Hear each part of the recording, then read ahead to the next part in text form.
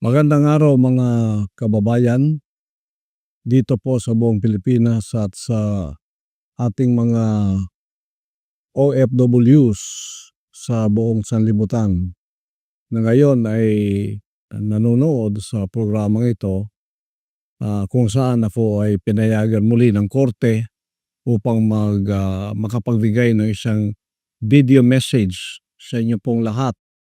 Kinalulungkot ko po na baka hindi ako payagan sa face-to-face debate, pero sa kabutihang palad ako'y binigyan ng pagkakataon ng korte na makapag-video message sa inyong lahat. Ang una-una ko pong advokasya, ako'y magtatrabaho po. Pupunta ako sa politika, hindi ko hanap ang pera.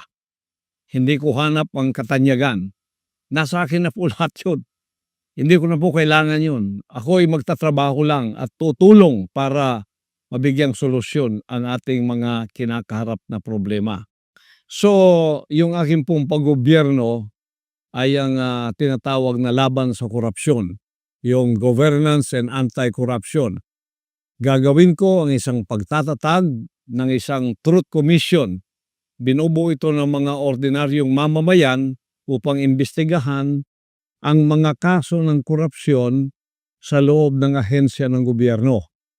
So, suportahan ang pananaw na ito ng isang advokasya pa rin na may parusang kamatayan o death penalty sa mga korap na politiko na napatunayang may sala sa malawakang pagkubkob o sa pagwawaldas o pandarambong ng pera ng mga Pilipino.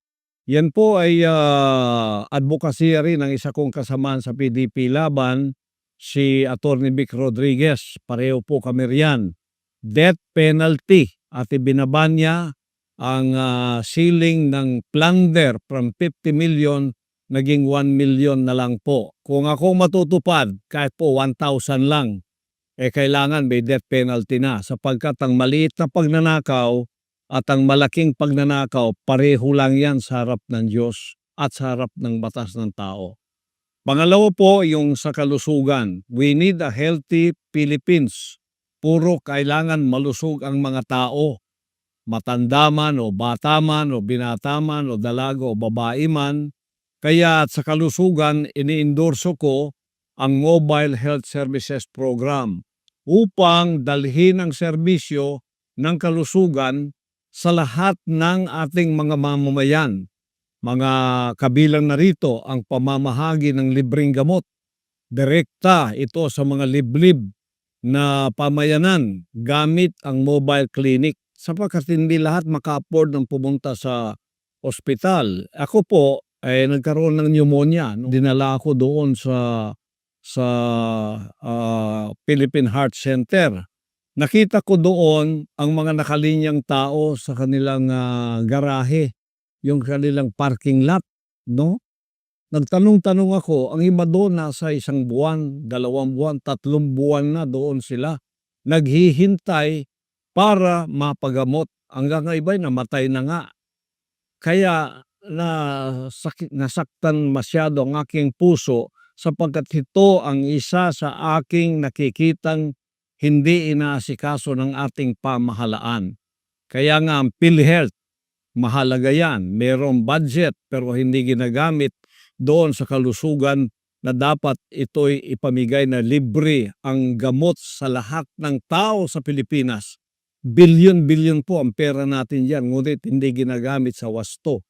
So, ipalalawak ko ang saklaw ng PhilHealth upang masaklaw ang mas marami panggamot, outpatient, pangangalaga at mga programa sa pagpapagaling o yung rehabilitation para sa mga pamilyang may mabababang kita. Sapagkat, tingnan ninyo pagka nagkasakit ang isang taong dukha, kung meron man siyang ipon, lahat ng yan ay mauubos. Kung meron man siyang munting ari-arian tulad ng lupa o bahay, ipagbibili pa yan. Kaya nagiging dukha silang lalo dahil diyan sa problemang yan. Meron tayong PhilHealth. Asahan po ninyo, pag ako ay naging senador, inilukluk ako kasama ng aking mga kasamahan sa PDP Laban, ipaglalaban ko ang kalusugan ng ating mga mamamayang Pilipino. Libre gamot, lahat-lahat, pati doktor, pati hospital. Ipaglalaban ko po yan. Malaking laban ito sa Senado. Alam ko marami ang kukontra dito sapagkat hindi naman lahat tulad kong zero corruption.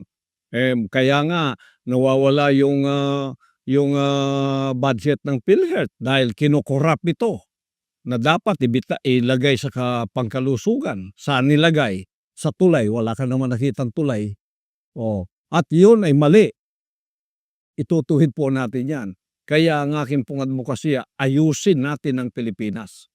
Ito ay isa ring advokasya ko, pagbabawas ng kahirapan, Poverty Alleviation Program.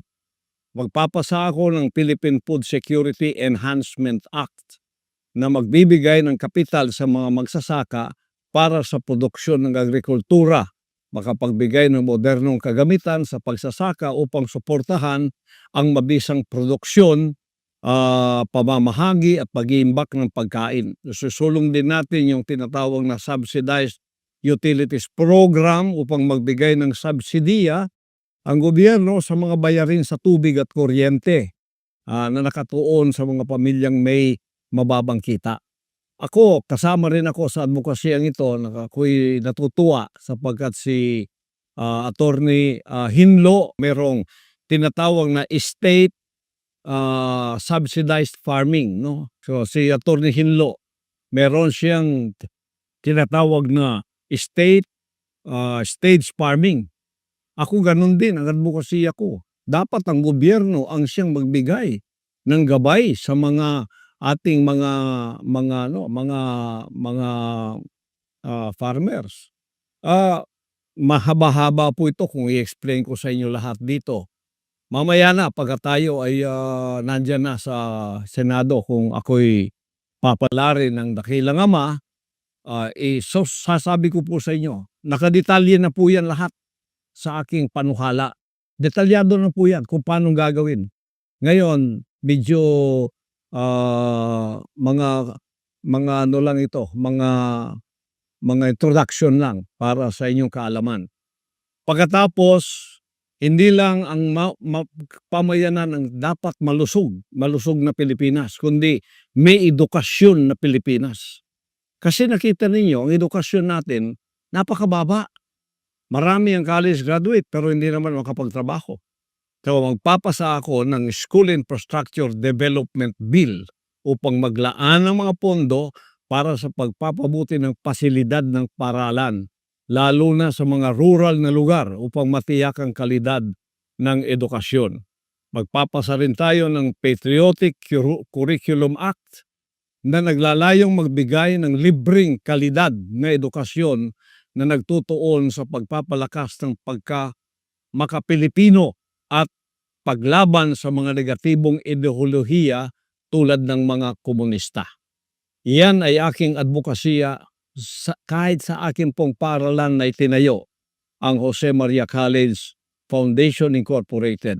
Kita ninyo dyan, napakarami ko na pong advokasya para sa ating mga Pilipinong kabataan para maging lawyer, maging abogado. Pipili lang sila ng kurso nila. Iyan po ay libre lahat sa akin pong pangangalaga sa JMCFI. At yan, kung ako ay may luluklok bilang isang senador, palalawakin ko yan. Paaralin natin ang napakaraming mga patriotic Filipinos na magkaroon sila ng curriculum na magiging mahal nilang Pilipinas at mailayo sila sa mga nakakasirang ideolohiya na nagtatanim ng galit o hate. Yan ay ang CPP and PNDF. Ialis natin sila dyan. Lalis natin, kasama na rin dyan ang advokasya natin sa kapayapaan para maalis din naman sila sa masamang bisyo tulad ng droga. Isa rin sa ating advokasya yung peace and order. Magpapatuloy po yung ating laban sa droga. Magpapatuloy yung laban natin laban sa mapanirang ideolohiya ng CPP and PNDF. Ipagpapatuloy ko po yan sapagkat yan ang advokasya ko kahit noong ako ay wala pa dito sa larangan ng politikang ito. Sa akin pong itinayong SMNI nung ako ang chairman dyan, naglaan ako ng 3 oras bawat araw sa laban kasamang bayan upang ang ating pamayanan ay maliwanagan sa mga deception o panlilinlang ng komunistang ideolohiyang itong napakarami nang namatay sa loob ng 50 taon. Ganon din karami ang namatay, mga 50,000 na ang patay. Wala man lang crime against humanity ang ginawa dyan. Tingnan niyo ang ating Pangulo, 8 years, 43 ang naakusa sa kanya. Crime against humanity na. Yan po ay injustice. Yung walang pagkawalang hustisya, asikasuhin po natin yan. Yung freedom of religion, tututukan ko po yan. Yung separation of church and state, ayusin natin yan. At ang hustisya, ibibigay natin dyan sa larangang yan. Sapagkat ang aking kongregasyon at ako ay nakatikim na po ng injustice. Biro ninyo, nilapastangan ang aming compound. Nilapastangan ng bahay-sambahan. Wala naman silang matuwid na katuwiran upang pumasok at lapastanganin ang mga banal na dakong tulad nito. Kaya ipaglalaban ko ang religious freedom. Puprotektahan ko ang lahat ng mga relihiyon basta't pagkilala sa Diyos at merong kabahagyanan sa relihiyon. Ipagtatanggol ko anuman ang inyong relihiyon ay hindi pwedeng gawin ang ginawa sa Kingdom of Jesus Christ na paglapastangan, pag-abuso ng gobyerno o ng pamahalaan. Isa po yan sa mga drive natin. Ngayon, ako po ay mukosere ng kalinisan ng kapaligiran. Ilulunsad ko ang Greening and Beautification Project. Kabilang ng pagtatanim ng puno, mga bulaklak, pagpapakalat ng mga buto at bulaklak upang mapalakas ang biodiversity. Sasagawa ko ang National Cleanliness Drive na mag-iempleyo sa mga walang trabahong Pilipino upang panatilihin ang kalinisan sa buong bansa. Susulong din natin ang turismo. Ang propose ko na Tourism Connectivity and Enhancement Act upang lumikha ng isang modernong network ng transportasyon kabilang ang sistema ng bullet train at kalsada na nag-ugnay sa mga pangunahing sentro ng turismo. At yan ay i-apply natin sa buong Pilipinas, lalong-lalo na sa napag-iwanan na isla ng Mindanao na tinatawag nilang Sub-Sahara Mindanao. Hindi na po maging Sub-Sahara to sapagkat ito ay magkakaroon ng modernong transportasyon, lalo na mga train systems natin na siyang magbibigay ng mobilization sa ating pamayanan at ng kanilang mga produkto. At nakadetalye na po lahat yan. Hindi ko lang pwedeng sabihin lahat dito. Ito lang mga headings ang sinasabi ko para sa inyo. Pagkatapos, ang kapakinabangan ng mga OFWs natin. Lilikha ko ng OFW Retirement Security Act na magtatatag ng isang mandatoring pensyon na may kontribusyon ng gobyerno at ang employer.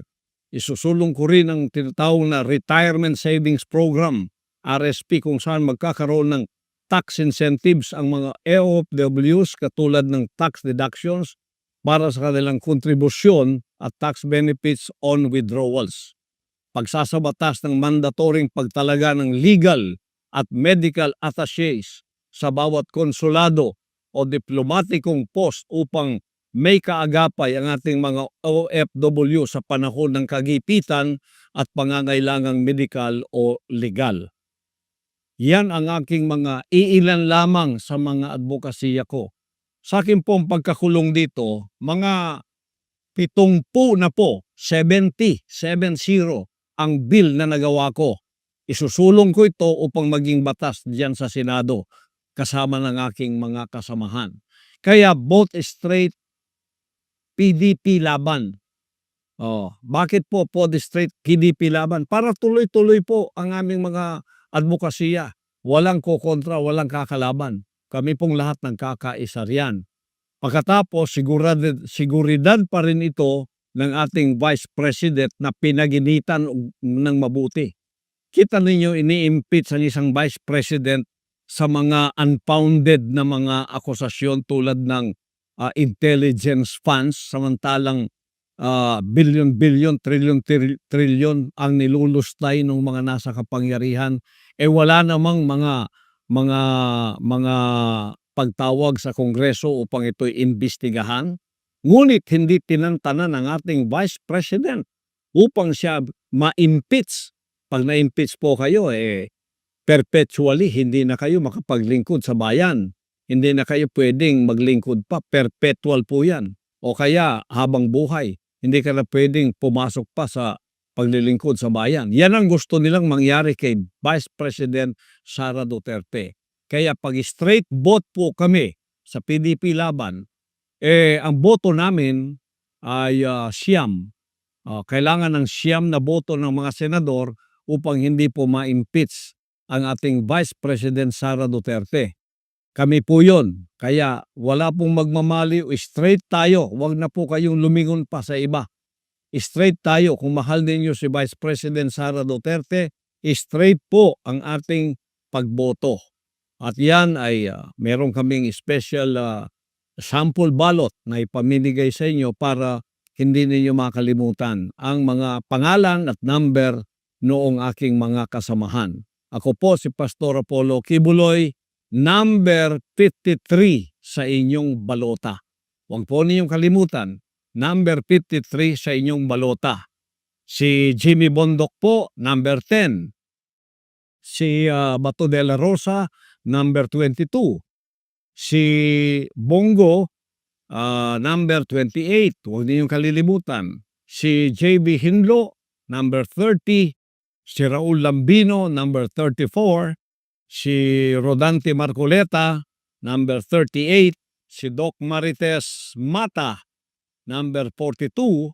At pagkatapos, number 56 po, si Atty. Vic Rodriguez. At number 58, si Salvador Philip Philip Salvador, number 58. At ako po, ang inyong lingkod, Pastor Apollo Kibuloy, number 53 sa inyong balota. Straight po, huwag na kayong lilingon pa sa iba para ito'y magamit natin. Alam ko itong aking makasamahan dito, katulad ko sa advokasya. Hindi kami pwedeng baguhin ng pera. Hindi kami pwedeng suhulan ng pera. Hindi kami pwedeng kumbinsihin na kumampi sa mali dahil sa pera. Hindi po. O kaya sa pabor. Napatunayan na po natin yan. Sa panahon ng ating kagipitan, hindi po namin iniwanan ang ating Pangulong Duterte. Kahit na ako'y pinahirapan, tinanggalan ng SMNI ng unlimited suspension. Hindi lang matanggal-tanggal yung franchise ng SMNI. Kaya ang kanilang suspension indefinite. Biro ninyo, inalis nila yung aming pre-TD. Daming istasyon yan, 18 istasyon. At ilang mga pre-TB sa buong Pilipinas. Biglang-bigla ginanon nila, wala naman sa batas yun. Pero silang batas ngayon eh. Walang batas-batas sila. Basta sinabi nila, yun ang tutuparin nila kahit may batas o wala. Ang isa lang sasabihin nila, sige, magsumbong kayo sa korte. Sa korte na tayo magkikita. Sa 16-day siege, andala. Isang warrant of arrest, hindi naman pangalan ko at hindi address ko. Sinabi ng mga lawyer ko, against the law yung ginagawa ninyo. Hindi naman dito si pastor. Hindi. Sa gusto nyo dilip, hindi. Papasok kami. Pumasok, 16 days pa. Kung may reklamo kayo, sa korte kayo pumunta.